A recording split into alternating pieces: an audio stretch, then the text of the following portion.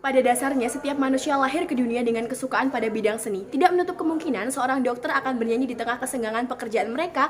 Maka dari itu, kami percaya tidak harus menjadi musisi atau penyanyi terkenal, Anda juga dapat menikmati dan mempelajari keberadaan seni. Kami tidak akan memperdebatkan aktor yang memiliki banyak privilege seperti Lyodra yang dapat ke luar negeri karena penghasilannya yang banyak. Anda dapat mengakses semuanya dengan uang, menyewa tutor, membeli alat musik, ataupun menyewa fasilitas studio untuk bernyanyi. Tetapi, kami akan membahas bagaimana pada akhirnya hal ini tidak akan mudah diterapkan oleh orang tua dengan penghasilan rendah, dan ini sama sekali tidak dijamin oleh sisi tim pemerintah. Tim pemerintah hanya mengatakan bahwa orang tua harus support dan mencarikan tutor untuk anaknya. Tujuan kami ingin sebagai orang tua mempersiapkan anak sebagai orang yang sukses dengan pendapatan yang stabil dan dibutuhkan oleh negara. Kami akan memberikan solusi yang lebih baik seperti yang pertama, masuk ke lapangan pekerjaan yang dibutuhkan negara. Misalnya negara sedang membutuhkan IT untuk kemajuan industri, ataupun negara sedang membutuhkan tenaga pengajar, ataupun pada saat pandemi virus COVID-19 negara lebih membutuhkan adanya tenaga medis dan lain sebagainya. Ataupun fokus pada bidang akademik karena sekolah banyak menyediakan kuota pada pencapaian bidang akademik seperti SNMPTN ataupun SBMPTN. Anda sebagai orang tua pasti menginginkan anak Anda masuk ke universitas yang bagus. Sedangkan saat ini yang diperhitungkan universitas adalah nilai akademik per semester ataupun pencapaian olimpiade KSN. Even universitas menyediakan piagam seni, tetapi ini tetap kuotanya sangat sedikit dan tidak dapat memenuhi kebutuhan setiap masyarakat. Tim pemerintah mengatakan bahwa seni ini sebenarnya adalah pekerjaan yang menjanjikan, tetapi selalu tidak dipedulikan, yang disebabkan oleh perspektif masyarakat selalu beranggapan seni itu buruk dan lebih baik menjadi seorang PNS. Kami rasa hal itu dapat dibenarkan karena pada akhirnya perspektif masyarakat itu rasional. Mereka memberi perspektif karena mereka mengalaminya sendiri ataupun mereka telah melihat kondisi pada dunia nyata. Mereka melihat pendapatan PNS yang lebih stabil misalnya. Dan juga tim pemerintah mengatakan bahwa seni diminati oleh banyak orang karena pada akhirnya orang-orang yang telah lelah bekerja akan datang untuk mencari sebuah hiburan. Beberapa alasan.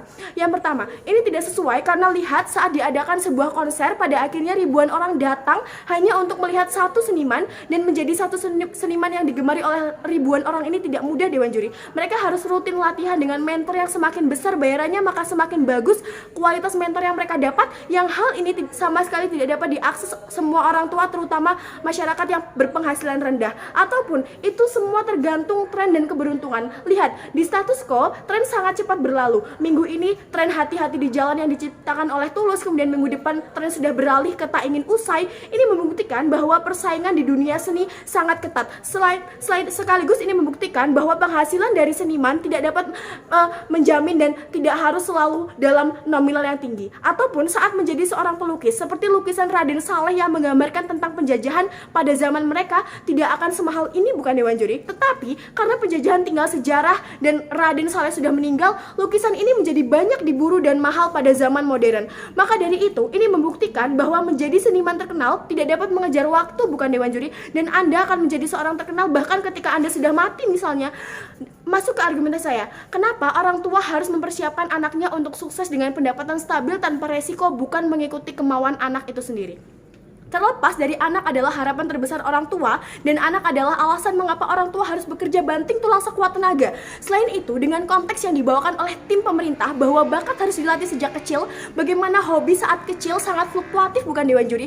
Karena saat kecil Anda adalah masa di mana Anda ingin mengekspor segalanya. Selain itu, bagaimana sikap seorang anak kecil yang masih sangat labil dan berubah-ubah, bukan Dewan Juri. Maka dari itu, menurut tim, minat dari anak bukanlah hal yang dapat menjamin apapun, Dewan Juri. Minat dari anak adalah terkait anak yang akan bahagia meskipun harus latihan selama 6 jam misalnya. Kami rasa bosan ini tetap akan ada dan akan ada pada kedua sisi. Tapi kami menjamin bahwa rasa bosan pada sisi kami akan membuahkan hasil bagaimana ketika mereka sukses dan pada akhirnya mendapatkan penghasilan lebih tetap, bukan Dewan Juri. Walaupun tim pemerintah akan melihat ketertarikan dahulu sebelum menganggapnya itu sebuah bakat, bagaimana cara mereka mengetahuinya? Yang pertama, anak itu labil, dan yang kedua semuanya ingin diekspor. Kalau mereka menyukai dua bakat sekaligus seperti menyanyi dan menari, manakah yang harus mereka pilih? Ataupun bagaimana dengan nasib orang tua yang berpenghasilan rendah? Mereka tidak bisa menyewakan tutor untuk anaknya dan lain sebagainya. Bandingkan dengan PNS, P3K ataupun abdi negara.